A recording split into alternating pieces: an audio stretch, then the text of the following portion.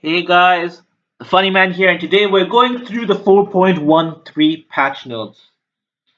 So this is the first time I'm doing it. Please comment down if I'm doing anything wrong, if you want to see me do some other stuff. But yeah, first let's go. Now it's the mid-season patch 4.13, a pretty big patch. It's gonna be a pretty long video, but then let's start going through it. First let's go through new god skins. First is Kaijunbo Zenbo. Of course, after the Kaiju, and it's similar to the Sobek skin. Even Sobek has a Kaiju skin. Let's see the card art. Yeah, this skin looks sick. I think I'll post the video before and you can see the skin. And I'll be doing some skin showcases soon after, but this skin looks amazing. Yeah.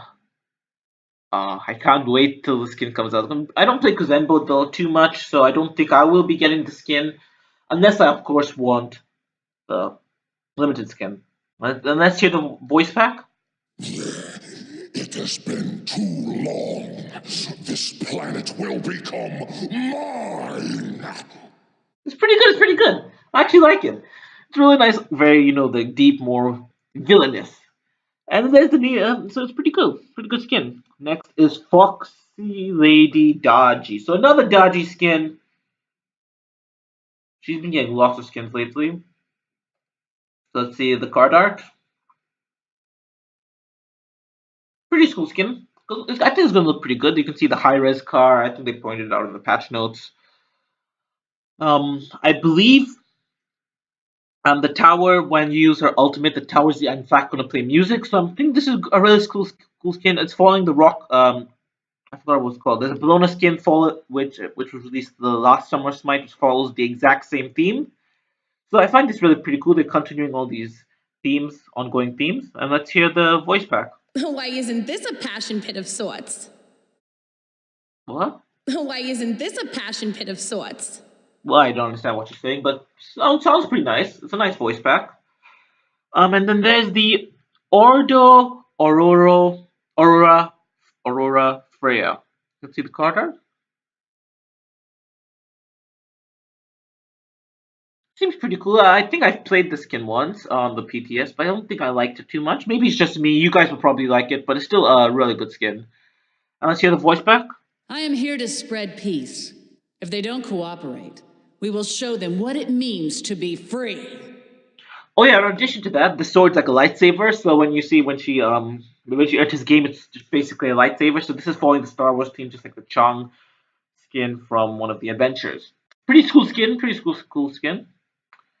There's the head over heels Cupid. I don't think I've seen it. I have not been released yet. I believe this is the limited skin you'll get once you finish everything. It's just like the Derpy skin, except it doesn't have a small head in it, but it has like a much bigger head. Of course, according to high res, and it's gonna be a pretty cool skin. Gonna be pretty annoying. The voice pack, though, I think is a different thing. Ready or not, here I come.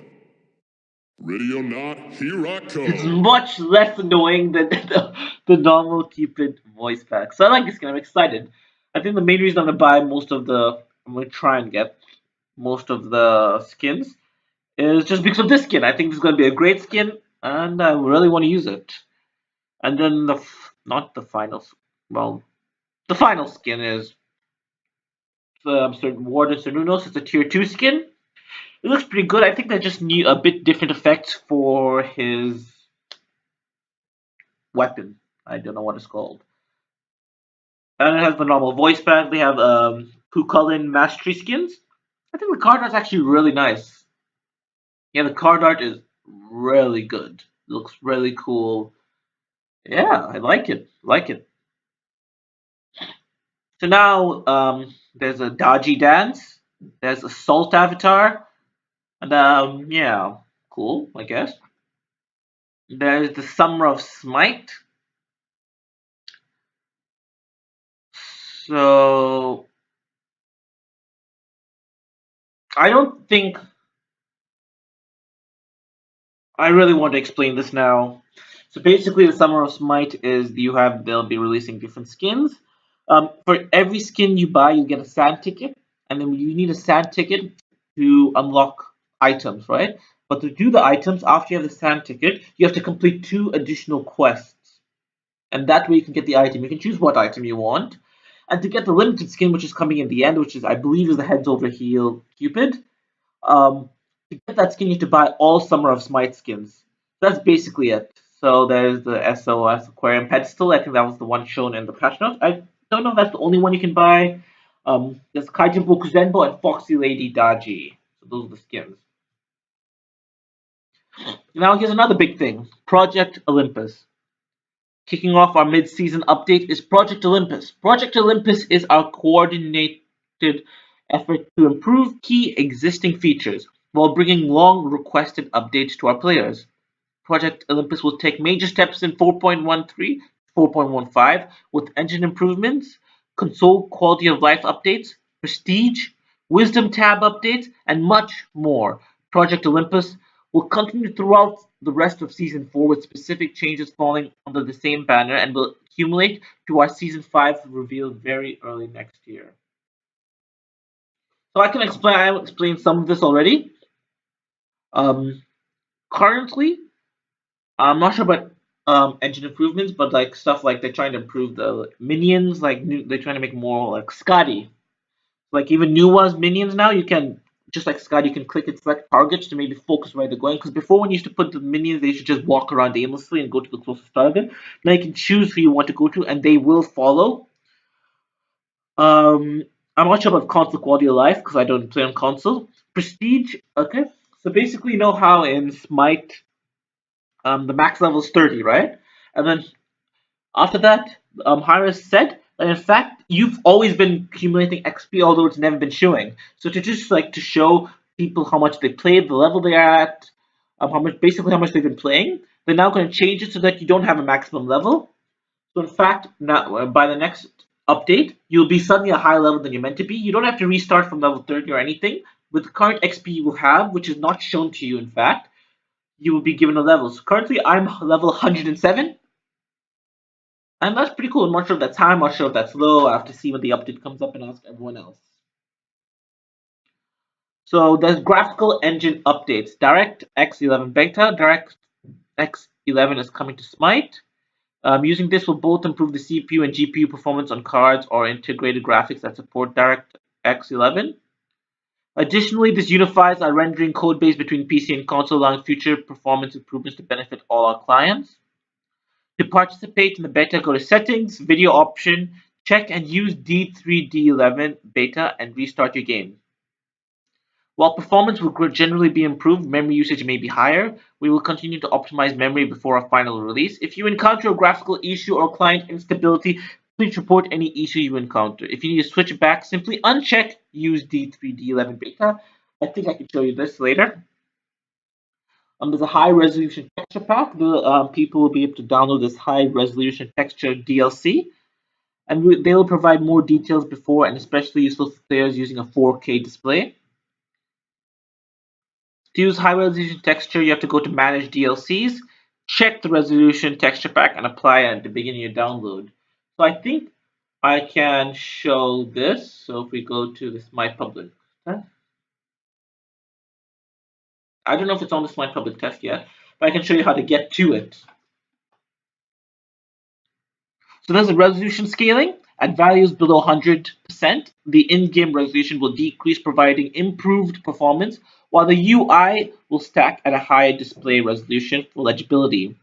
At values above 100%, you can use additional GPU power to render the in-game resolution higher and display resolution. This provides improved anti-aliasing, super sampling, which looks especially good in motion and provides more fine-grained detail. So for the before thing, to download DLCs, you have to go to this tab here, Manage DLCs, and then here's Smite Texture DLC PTS. So since this is the PTS, it's not yet out on the rail, but it will be, and that's how you go to it. Parallax occlusion mapping? I did not know how to say the word. PC players on higher shader quality settings and console players will now have parallax occlusion mapping. This will make certain textures appear as if they have more depth, improving detail on things that should have depth, like cracks in the floor or wall. 4.13 applies treatment to only certain textures on the conquest and joust maps. Moving forward, we'll apply them to more. So there are two images.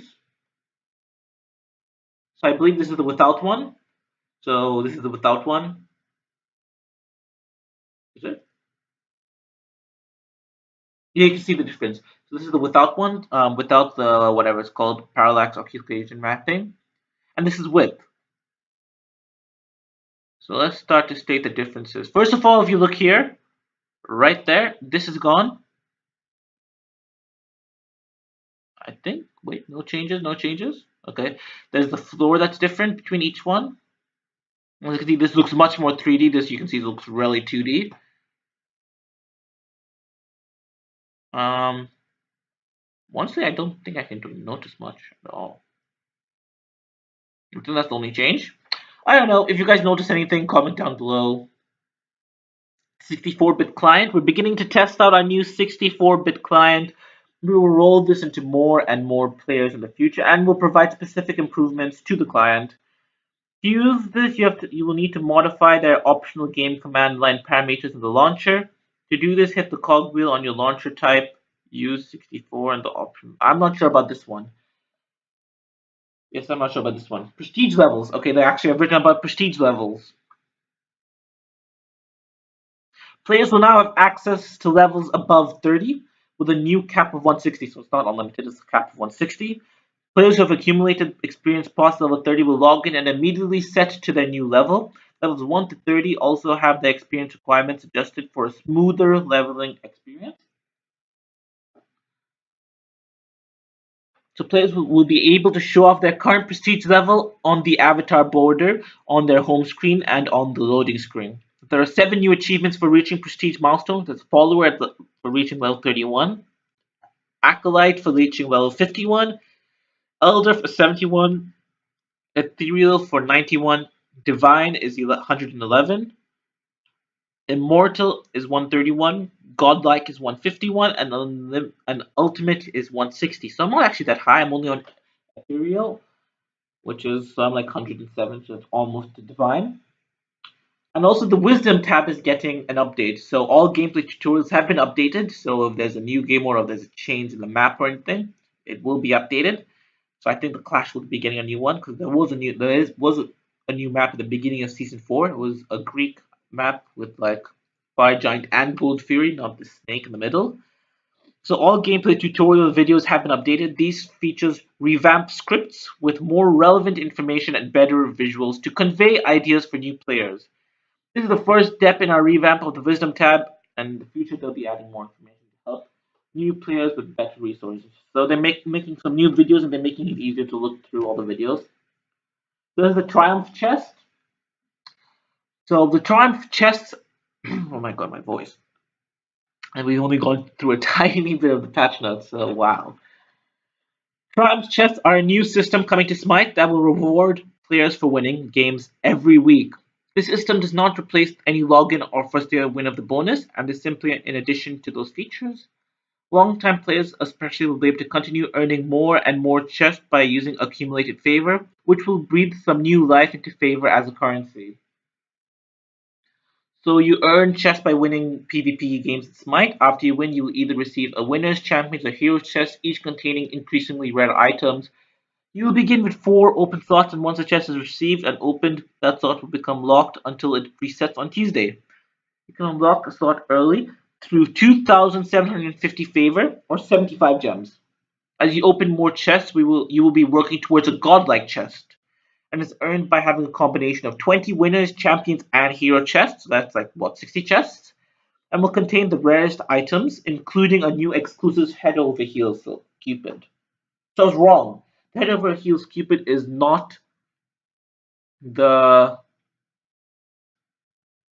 the Summer of Smite skin. It is the exclusive item for getting all the chests. So this is pretty good. I know many people who don't bother using their favors. Some will have a few 100,000. I used to have 100,000, but I've decided to start buying everything that requires favor. I hated, when the chest, when you get all those emotes or tier 1, tier 2 skins, it really annoys me. So I'm basically using all my favor for that. But for those who don't really care about that, I'd have like what hundreds of thousands of favor. This will really help you. Now let's go to By the way, I'll be making another video going through all this. So the summer chest, this triumph chest, all this. Yeah, bug fixes.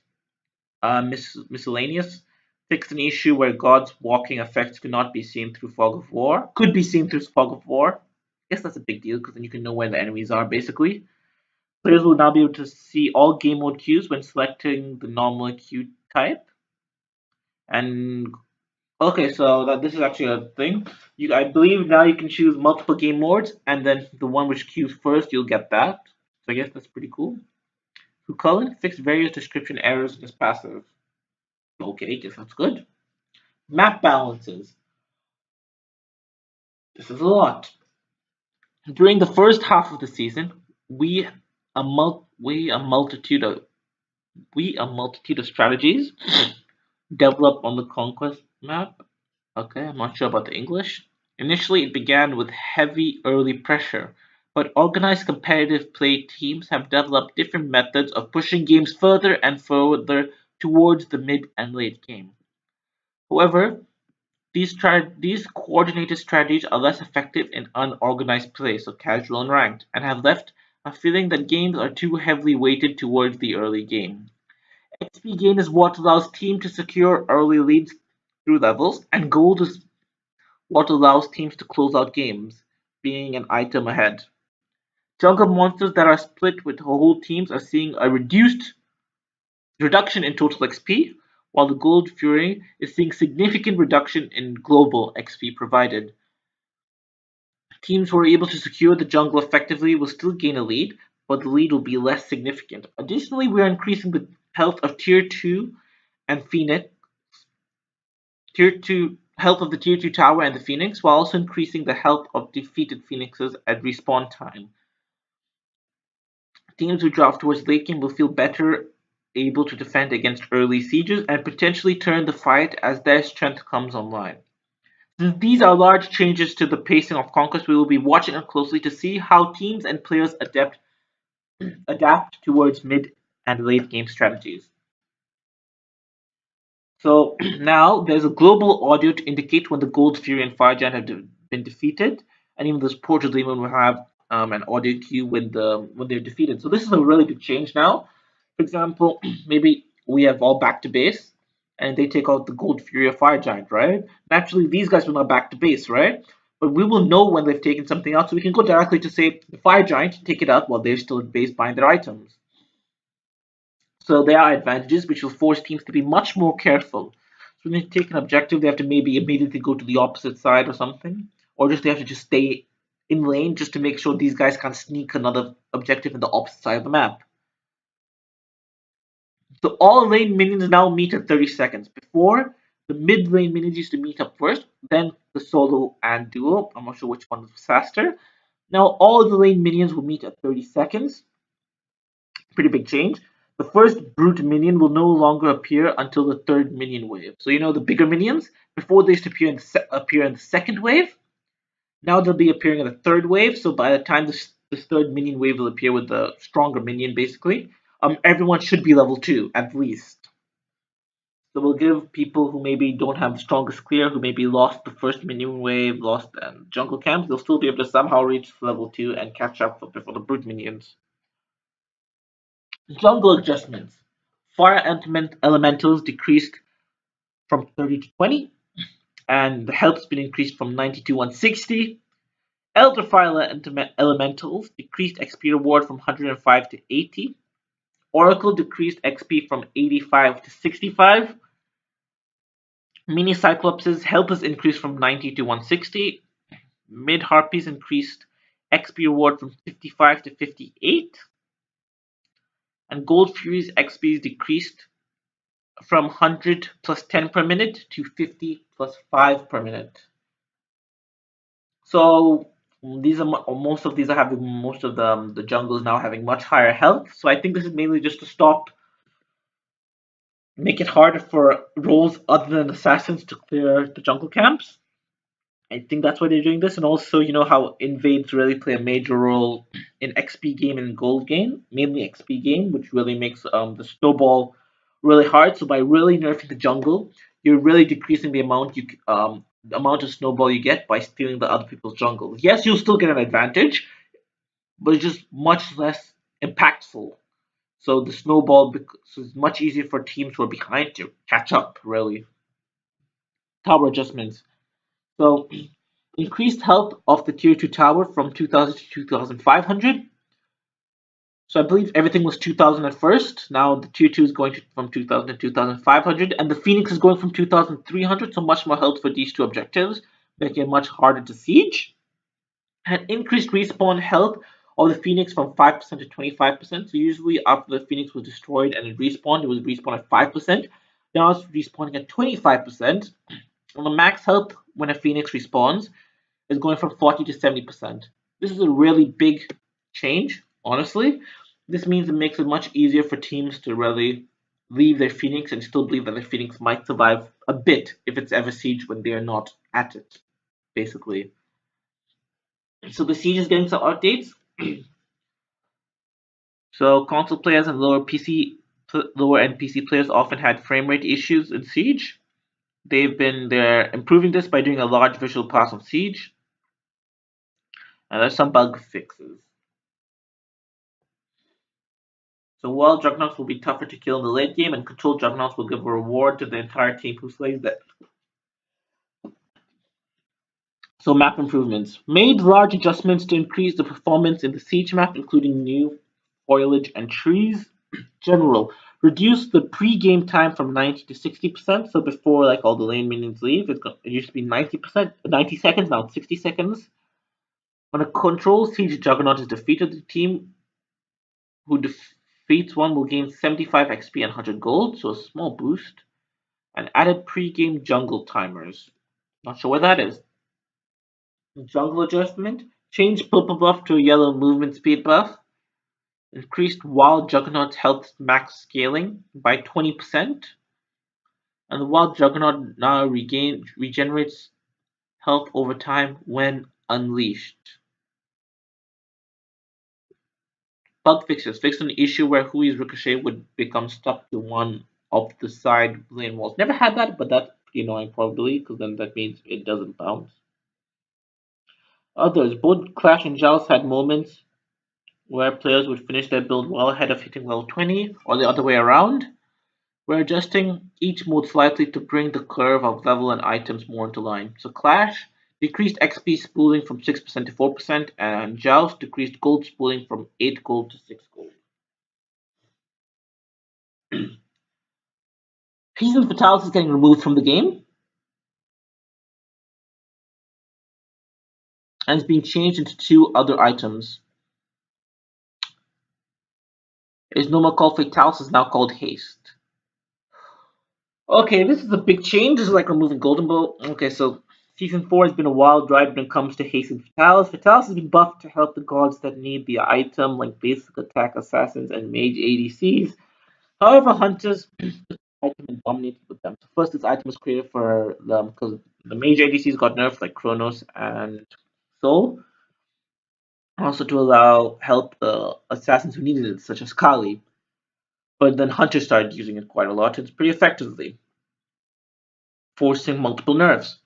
Rather than reducing it back to its previous state and therefore having the same problem, we're splitting Hastened Fatalis effect, which is now called Haste, onto a melee-only katana, called Hastened Katana, and magical power ring, Hastened Ring. Hunters who wish to go fast will still have a new option, Atlanta's Bow, but will no longer have the access to the haste effect. Hunters no more will have the haste effect. So the new item, Hastened Katana, because this item is now melee only, we are able to adjust the stats on gold to better reflect what basic attacks assassins may desire. And this additional control we have on over item balance in the future also extends to Hastened Ring. The builds of the Thousandfold Blade. What tree is that?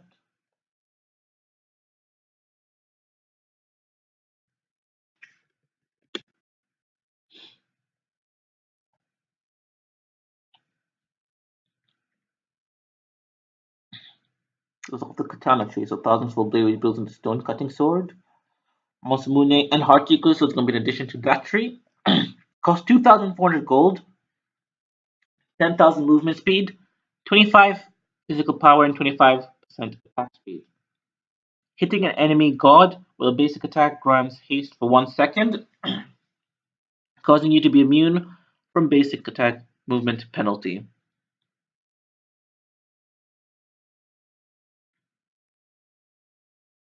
Okay, so let's see.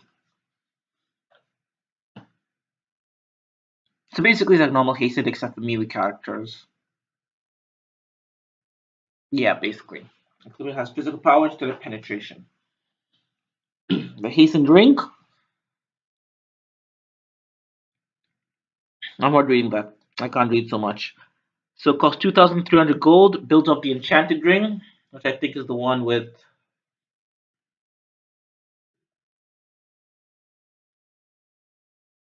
How come all these items are in other games? Yeah, it goes into the demonic grip. It's going to be building up this tree. And it costs 2,300 gold. Gives you 50 magical power, 25% attack speed, and 7% movement speed. And hitting an enemy god with a basic attack grants haste for 4 seconds, causing you to be immune from basic attack movement penalty for the duration. But this can only happen every 30 seconds. So this still allows the gods, like all the ADC gods, to make use of them, but in a short period of time. So you have to really time when you use it, basically. I don't see this being picked up much unless it's by real pros, because it isn't the easiest item to time perfectly, I'm guessing. Hunter's Bow builds off Short Bow. So this is new items, I believe. Yeah. Hunter's Bow builds off Short Bow. Um, so I think it's a tier 2 item. Yeah, second item. 1,200 gold, 10 physical power, and 20% attack speed.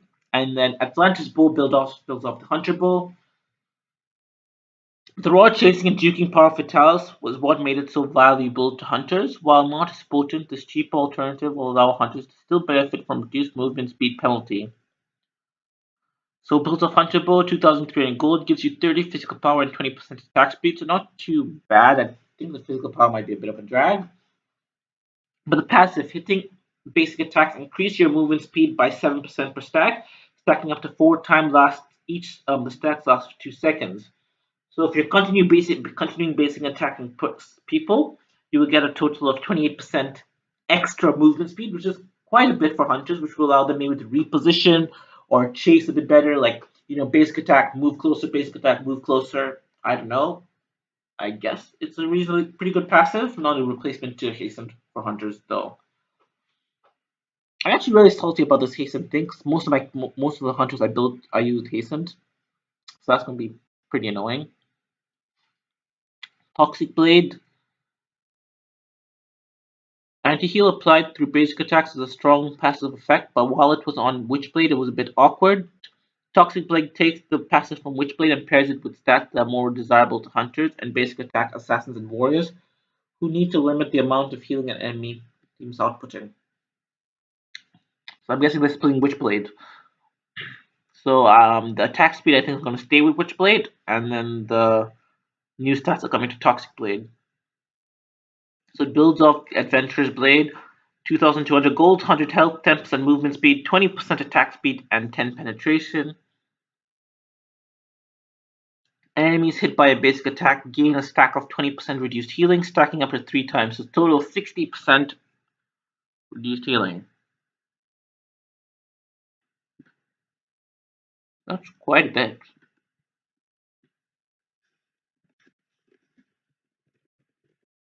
Let me just check something out.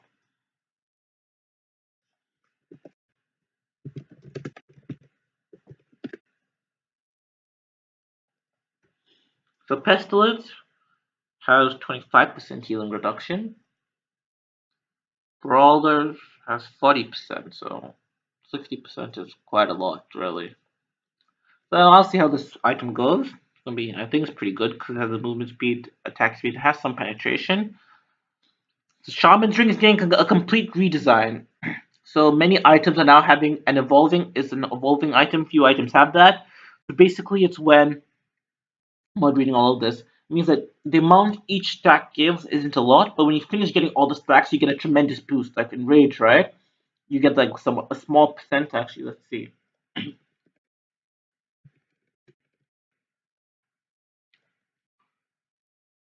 See, so killing and assisting God gives you 1% critical chance, and there are 5 stacks, so that means only 5% critical chance, not a lot.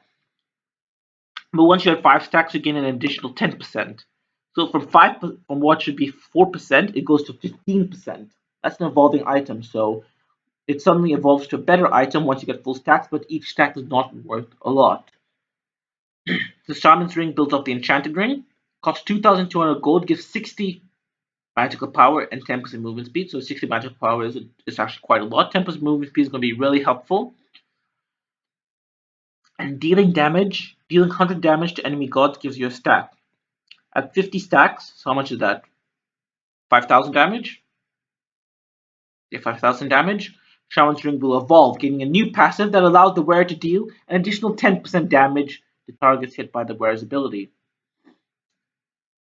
This is actually a really good item now. I believe, in my opinion, I think I'll be using it quite a lot. Mainly on Soul, because I like the Soul combo where you use your 2, slowing them down, then you get a perfect hit on your ult. So basically, when you use the first ability, you mark them, and then if you use another ability, it will deal 10% more damage. But this is only after you get all 50 stacks, and Evolve will have a completely different um, card art. This is going to be really cool. Relic changes.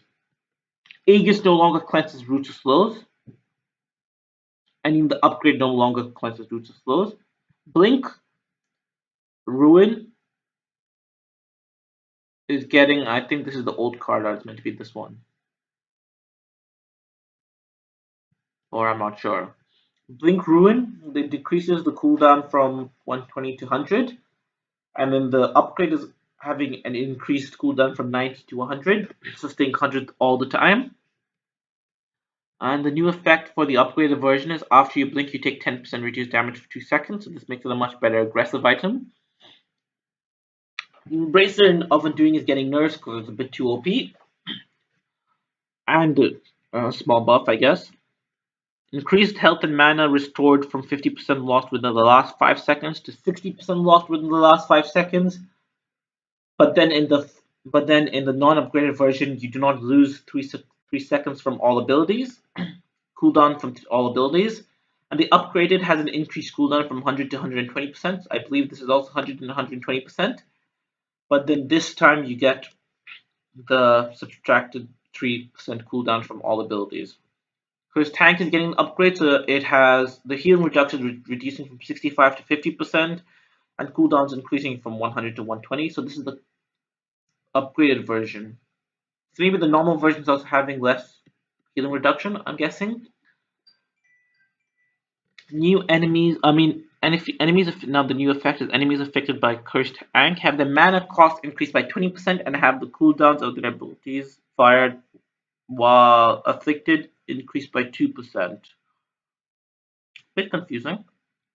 But basically, after this is used, all their abilities' mana cost will increase by 20%, and whenever they use an ability, while this duration is lasting, their cooldowns will release by increase by 2 seconds.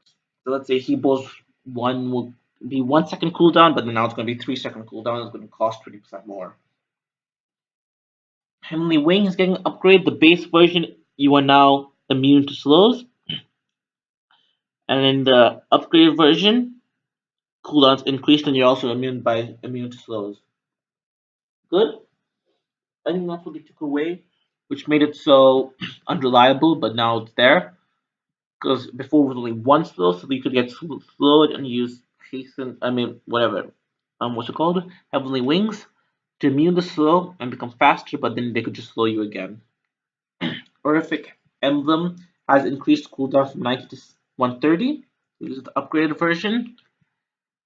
And now enemies afflicted by the Horrific Emblem deals 20% less damage to all targets.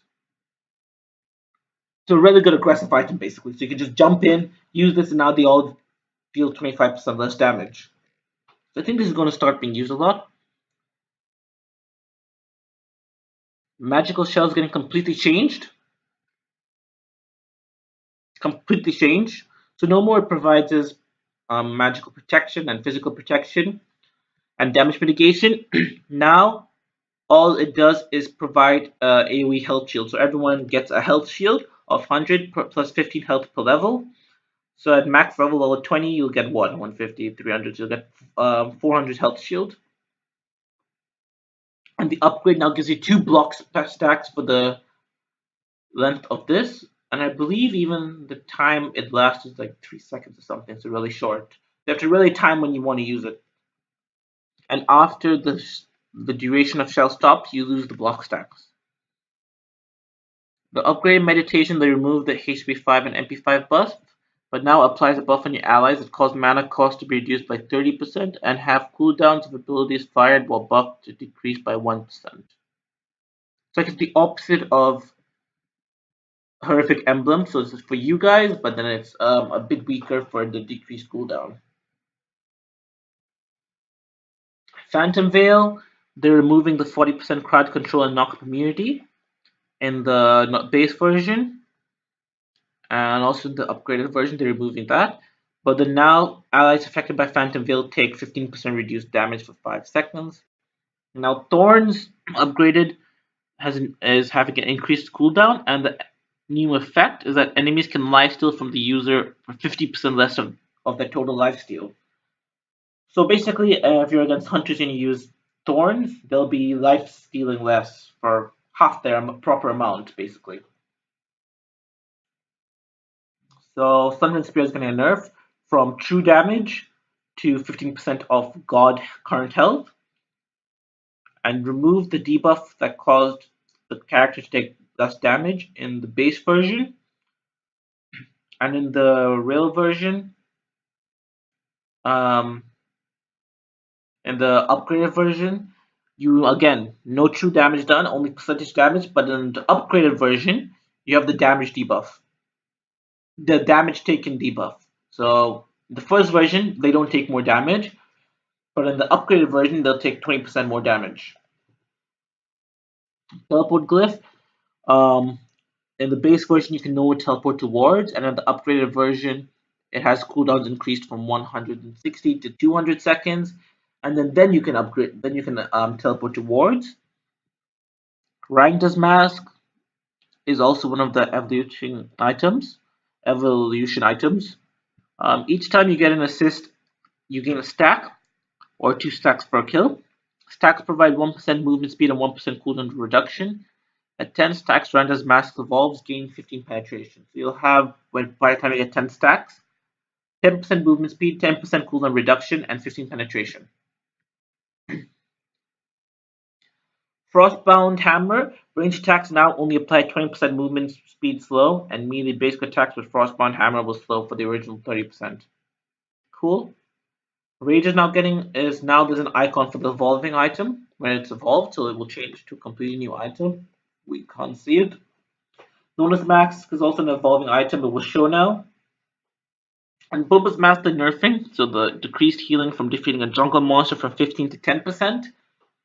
Basically, what this does is because right now many people are buying Bulba's Mask, so they don't want it to be used by so many people. So by nerfing the amount of health gained, it becomes harder for most roles, except for assassins, to clear the jungle camps, meaning less roles will be getting this Bulba's Mask, this item. Bankos is getting a nerf, so cost is increasing from 2,300 to 2,400, and it's having a reduced base lifesteal from 20% to 15%. I don't think it's a significant nerf, but I'll think most people will still buy it and use it. Dynasty's playtime is getting a nerf, so decreased protections from 30 to 25 and decreased penetration from 15 to 10. Legion Helmet is getting a new identity as a cheap anti-physical item for mages. So you gain stacks of physical protection as long as the owner doesn't take physical damage from enemy gods. However, in extended or frequent engagements, it will lose effectiveness, making a strong choice to deal with burst, but less ideal when doing sustained damage in long fights. So every 2 seconds you will receive a stack of 10 physical protection. Stacks are not removed upon taking physical damage from gods. Oh, are removed upon taking physical damage from gods. Stacks can only be gained after not taking physical damage from gods for 5 seconds. I believe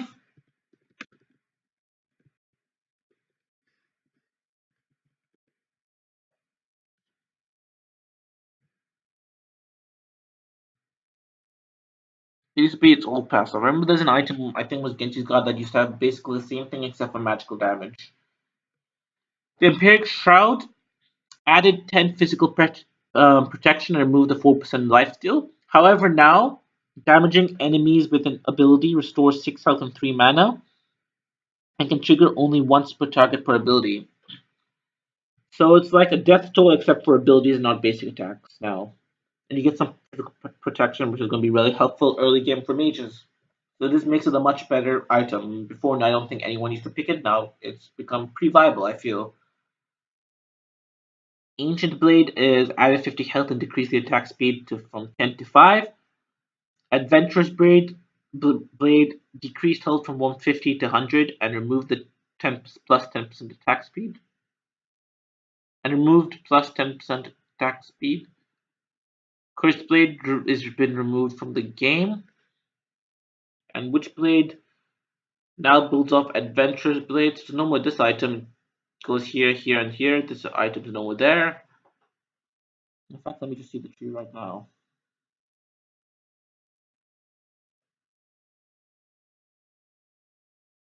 It's an anime. I do not know that. Now builds of Adventurous Blade, 2050 gold, decreased health from 200 to 100, increased attack speed from 15 to 20, added 15% lifesteal for both magical or physical, and aura.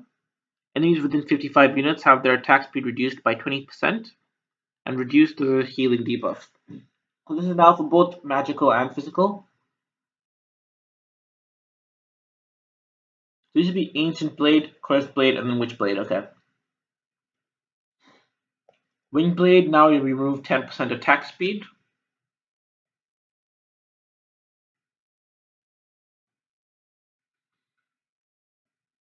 So you don't have this anymore. Now it's only the 300 health, 20% crowd control, and 10% movement speed. Relic Dagger is getting a buff.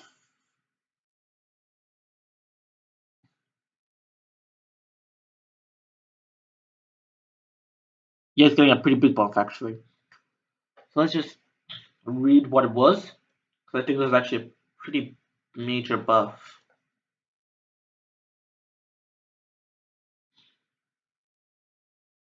So passive, your relics receive 20% cooldown reduction. Now you get 30 seconds cooldown reduction. So that means I think 30 seconds are getting removed from your items, I'm guessing. Increased health from 200 to 250 and remove the 10% attack speed. So I guess it was pretty big, removing 30 seconds from your ability, your cooldown from your relics. That's actually a pretty big deal. Demonic Grip is having increased magical power from 60 to 65, decreasing attack speed from 20 to 15% and added 7% movement speed. So decrease nerfing the attack speed but gaining a bit of magical power and movement speed. Telecon's Ring is having a decreased cost from 2,800 to 2,700, decreased power from 80 to 70, added 10% movement speed and removed 20% attack speed. And the new passive is that every time you deal damage with an ability, you gain a stack of 20 power, up to maximum of 3 stacks. These stacks last for 5 seconds. So you can get a total of 60 power. So that means this item total has 130 power. I usually use this item, but I used to mainly use it for the damage and the attack speed. So I'm not sure now. I might have to build if I'm because I usually use, so maybe I'll have to use something for the attack speed. But then I guess it's a good item. Enchanted Ring. Decreased cost from 1,400 to 1,200 and removed the attack speed but added movement speed. An Emerald Ring, 650 to 600, removed attack speed and added movement speed. Druidstone, decreased cost from 700 to 600, increased magical protection from 10 to 20, and decreased magical power from 20 to 10. Decrease the cost from 1,450 to 1,350. Decreased magical power from 30 to 20 and added 50 health. And Voidstone is having decreased cost from 1,200 to 2,150. Decreased magical power from 40 to 20, but add 150 health. So it's making basically less power, but then you're getting a bit of health. But I don't think I like this enough. 20 protection, not a lot, but then early game it's quite a bit, and then I don't know. Genji's guard, they're increasing the MP5 from 20 to 40. That's a lot. Added 150 health and increase. Genji's guard is now going to be a really good item. I promise you, Genji's guard is now a good item. So let's see. So you have 70 magic protection, pretty good. 40 MP5, 10% cooldown reduction. And now your passive, when you take magical damage, your cooldown is reduced by 3 seconds instead. It's a really good item. Oni's guard is increasing MP5 from 20 to 30, added 100 health, and decreased passive damage mitigation, increased passive damage mitigation from 15 to 20, but decreased passive internal cooldown from 90 seconds to 60 seconds. So a big buff for Oni's Hunter's guard. Changes. Ao Kuang. So they're having an increased mana from 200 to 240. I think base mana, and increase the mana per level from 36 to 38. Increased MP5 from 4.5 to 4.8, and increased MP5 per level from 0.2 to 0.41. So overall, pretty reasonable nerf, quite a big size nerf. And he's having a new passive. Each time Ao Kuang successfully uses his dragon form to execute an enemy god, he gains a stack that increases magical power and lifesteal. Stacks up to 3 times their permanent, so you gain 15 power per stack and 5% magical lifesteal. So pretty big nerf now. Makes him now with this passive, he's now a real beast late game. He's gonna be scary late game Ao Kuang, so I think he'll be picked up more because of this. Bakasura, to help him in the jungle. So he's getting some changes to help him in the jungle. So eat minion, large monsters that can be only eaten at 33% will now provide 2 minions towards his ultimate regurgitate. And the ultimate cooldown is decreasing from just a base of 90 seconds to 90 to 70 seconds.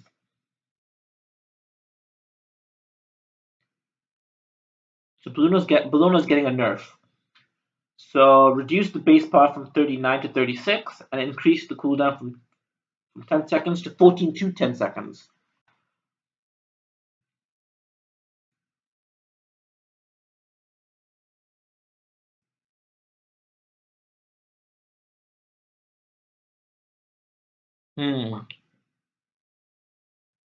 Okay, so Bellona's getting a nerf basically.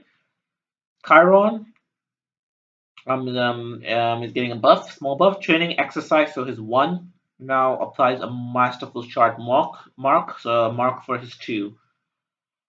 Cronus is getting a buff. I think new passive. All parts of the wheel have been allocated to the accelerate ability. Cronus becomes empowered as time flows around him. Every 2 minutes he gains a stack that increases his magical power, stacks up to 25 times, and stacks are permanent. Every 2 minutes he'll gain 3 power, going up to 50 minutes, and by 50 minutes he will have what, 60 75 extra magical power. And now Accelerate is going to have all description of Wheels of Time, and it'll still be able to function exactly the same. Cool. So Ice is getting a buff. Her funeral rite stacks are now not lost upon death.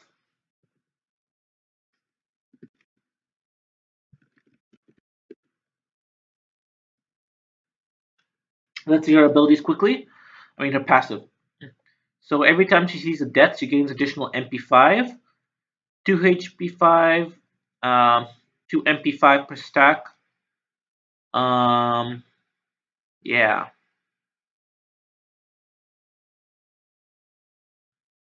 and it's an aura. Yeah, so it's an aura. Now these stacks are no longer lost to death, and she will gain 10% CDR upon reaching 10 stacks. Pretty good. Kuzenbo is getting a buff. I don't want him to have a buff. He's so annoying. Nanikappa, targets hit by Nanikappa are slowed by 20%. Increased turn radius for Sumo Slam, allowing sharper turns. And cooldown reduced from a flat 16% to 16 to 12%. Watery Grave adjusted the knockup for this ability. They'll be knocked up into the air more than they're pushed to the side less.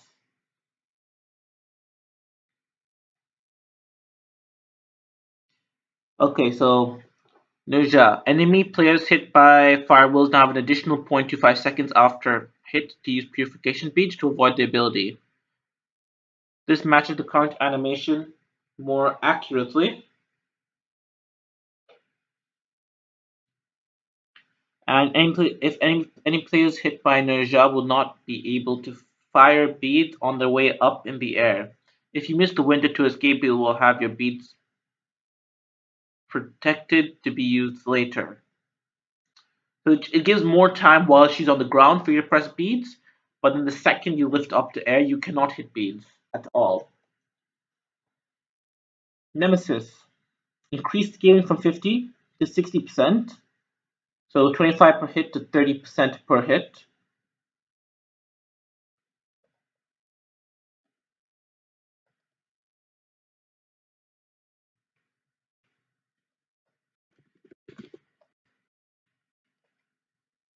So let's see. First ability. Dashes in a line, dealing damage. Which ability is this? Yeah.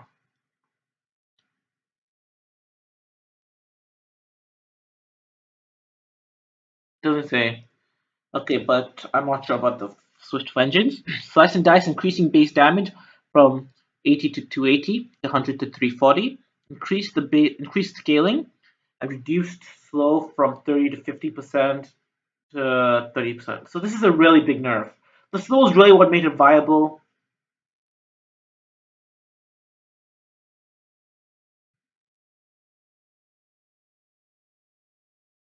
I think this is a really big nerf. And decreased protection threat from yeah, this is a really big nerf for Nemesis. I don't care about the damage increase. This nerf is humongous. This is what made her strong, her crazy slow, and the protection thread now has been nerfed really hard, both 20%. Yeah, I don't like. This is a really big nerf for her. Yeah, like I said, clay soldiers, you can mark the target they have to pursue, and they'll be marked until the clay soldiers die. And you can still fight this if there is no target. And these guys will dash through. The clay soldiers will not dash through any other target and debuff them, only stopping at the marked target. Raijin is getting a rework, finally. For every 5 abilities cast, Raijin reduces the cooldowns of all abilities currently on cooldown by 1 second. So every time you use 5 abilities, all your cooldowns are reduced by 1 second. Okay? Persecutor Storm has adjusted first 2 shots, now travel straight through the center of the targeter, and the last 2 shots will be close to the center of the targeter. Increase the shot radius from 3 to 4.5, and increase the range from 65 to 70. Damage per shot is increasing from 25 to 85 to 35 to 95, but then the scaling is decreased from 30% to 25%, and the cost has been decreased from 80 to 100 to 50 to 70, so a pretty big buff for his first ability. Raiju now deals damage over time, so from a flat 60 to 220 to 15 to 55 every 5.5 seconds for 2.5 seconds, so it ticks 5 times. So I believe this does more damage.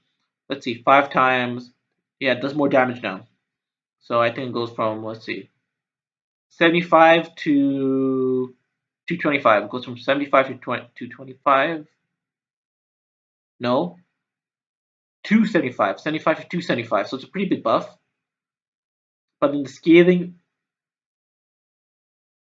is reduced from a flat 70% to 30% every 0.5 seconds for 2.5 seconds. So it's having a nerf, so it's a total of 65% scaling, not 70. It now applies a slow though to the marked targets. And when it's triggered, the slow and damage is spread to the nearby allies, and the slow is increased by 15% on the marked target for a 30% slow. So when you apply Raiju, the target will be 15% slower, and if Raiju is activated, the marked target will be 30% slower, but then all his nearby allies will be 15% slower. Cost has been decreased from 70 to 90 to 60 to 80, and cooldown has been reduced from 80% in all ranks to 15 to 11. In Thunder Crash, you are now targetable until he fades away in his new location. So before, he was not targetable the second he uses Thunder Crash. Now he is until he fades away to his new location. Psycho Drums has improved sounds and visuals, so I believe each hit will have a different color. So like if it's a proper damage, it's like what? Damage was like proper blue, taunt or fear was like yellow and purple, something like that. The taunt was purple, I believe, and the fear was yellow. Reduced projectile speed from 120 per second to 100 per second, and increased fire duration from 4.5 to 7 seconds, so you have more time to really aim and fire, you don't have to rush, and reduced the damage on B2 and 3 from 50% to 30%. So the fear and taunt now have reduced damage. Sobek is getting a buff, increasing the duration of the protection from 3% to 3 seconds to 6 seconds. Susano's getting a new passive. Each time Susano successfully deals damage to at least one enemy god with an ability, he gains a stack, and 4 stacks his next ability that hits an enemy god will deal bonus damage. The stack lasts for 5 seconds. Bonus damage is 25 plus 60% of your physical power. So he's getting a nerf basically. Decrease the base damage from 40 to 160 to 40 to 140. Decrease physical power scaling from 60. Yeah, so he's getting a nerf. No more moving speed, which is what really made him powerful. And then his damage is getting reduced on his main ability. And finally, Bladed Arrow is for Uller. Bladed Arrow and Thrown Axe now cost 50 at all ranks. I play Uller, his mana cost is really high.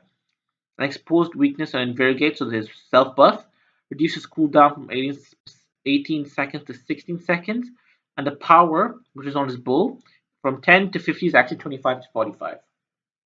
It's a small buff early game, but it's a bit weaker late game. Well, that's all the buffs. This is a whole patch note. Thanks for watching. Please like, subscribe, and share. My voice hurts a lot. The funny man out.